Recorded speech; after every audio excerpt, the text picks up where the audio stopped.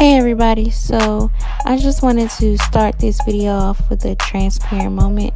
As you can see, MJ gets really restless during the recording of this video, so I had to stop and nurse him. Usually at this point I get really discouraged and I'll stop recording, but this day I was determined, and so I just want to encourage moms to keep pushing always.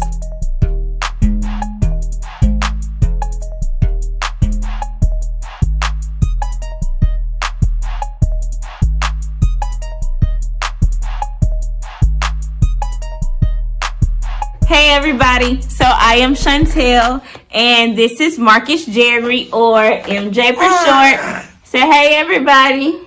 Say hey, y'all look at the camera. Alright, and so today we'll be bringing you a video on basic mommy vocabulary, breastfeeding edition. Alright, and I'll try to keep MJ in the camera as long as I can, but we all know he's really busy, so we'll see how that works out.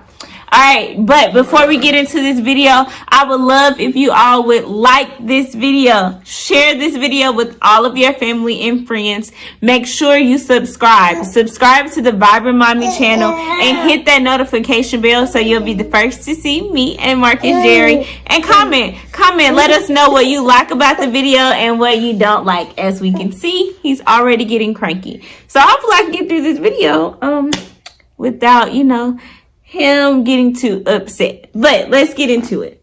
All right, so often you'll see me look back and forth between the camera and my computer, just because I like to make sure that I stay on track, because I like to talk a lot and I might deviate from the topic. Word number one, colostrum. Colostrum is milk. Let me say that again. I really want moms to remember that colostrum is milk. What colostrum is a yellowish milk a mom's breast is initially filled with after the delivery of her baby. It is also referred to as liquid gold due to its powerful antioxidant properties. It's also known as your baby's first immunization. So, this liquid gold is really powerful. And, even for moms who decide they do not want to breastfeed and they want to formula feed their baby, I would still highly suggest giving your baby colostrum. And one easy way to do this is to hand express the milk from out of your breast and then hand express it into a medicine cup.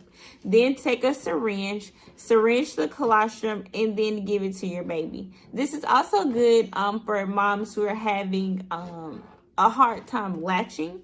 You can use this technique. I actually used this technique when MJ was first born, and then again maybe when he was about 4 or 5 weeks, because I was kind of getting tired. He wouldn't latch. So yeah, I hand expressed the milk out of my breast and put it in a syringe and gave it to him. So colostrum is really important for babies. And again, if you decide that you do not want to breastfeed, I would still highly recommend giving your baby this liquid gold. Okay.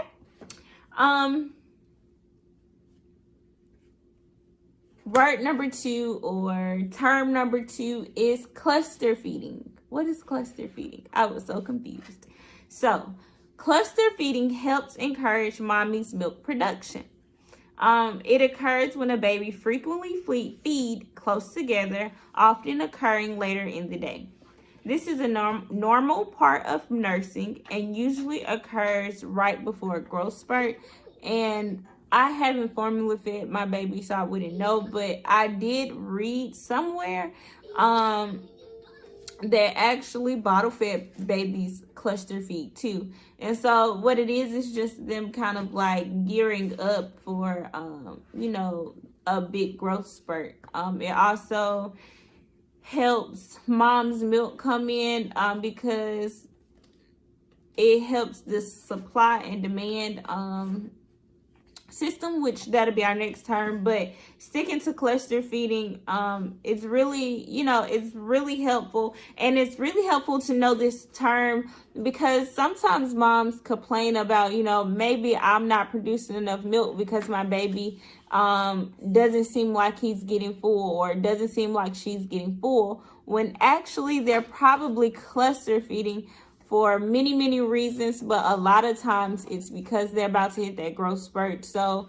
if you have a cranky baby who don't seem to be getting fed, just kind of remember this term cluster feeding and say, hey, is it time for a growth spurt? Maybe they're going, maybe they're cluster feeding. That definitely gave me confidence when my baby, just wanted to feed all day long, felt like. So cluster feeding definitely helps encourage milk production. Supply and demand, or you can call it demand and supply. So breastfeeding works on a supply and demand system, which it really means the more milk your baby demands, the more milk your body should produce. Frequent nursing should again increase milk supply. So, that's pretty simple. The more your baby latch on to you, the more you'll produce milk, or the more you're supposed to produce milk. And I do want to, just while we're on the topic of supply, I do want to mention that I have never done anything other than increase my water intake when I felt like my supply was kind of low. Also, you can, if you pump a lot, sometimes it's best to kind of put the pump down for a while and just latch your baby, because skin to skin also is known to increase milk supply. And so those two things alone can really help you if you feel like you're seeing a dip, actual dip into your milk supply. So I just talked about hand expressing and colostrum, but I'll kind of go over it again. So hand expressing is a milk moving technique, and it utilizes one's hands to remove milk from breast. I don't know how I can demonstrate this to you guys on YouTube, but I'm gonna try. So I'm definitely gonna try to come up with a creative way to show it. But you can do your research and just kind of Google it. Pinterest helped me out a lot. So you can kind of like look on Pinterest and it kind of tell you how to hand express. But I can also recommend, when you get ready to deliver your baby, or if you've already delivered your baby, see if your hospital, your delivery hospital, has a lactation department. And if they do, if you have not delivered your baby, when you get there, ask for the lactation consultant every day, okay?